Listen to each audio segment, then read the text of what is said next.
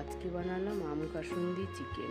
প্রথমে চিকেনগুলোকে ভালো করে পরিষ্কার করে ধুয়ে সেখানে কাঁচা আম এবং কাঁচা লঙ্কা বাটা, তার মধ্যে কাসুন্দি, হলুদ, লবণ, লঙ্কার গুঁড়ো, গোলমরিচের গুঁড়ো আর সর্ষের তেল দিয়ে ম্যারিনেট করে 20 মিনিট রাখতে হবে।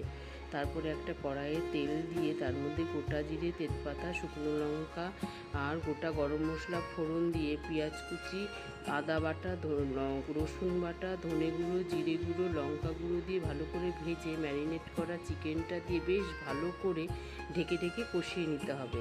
বেশ খানিকক্ষণ কষানোর পরে তার মধ্যে দিতে হবে ড্রাই চিলি কুচি, আমের কুচি, লঙ্কা দিয়ে আরও খানিকক্ষণ কষিয়ে নেব। তারপরে সেটার মধ্যে দেবো একটুখানি চিনি এবং জল দিয়ে 10 মিনিট মতো ফুটানোর পরে নামানোর আগে গোলমরিচের গুঁড়ো আর কাসুন্দি দিয়ে নামিয়ে নিলেই ব্যাস রেডি আমাদের আম কাসুন্দি চিকেন।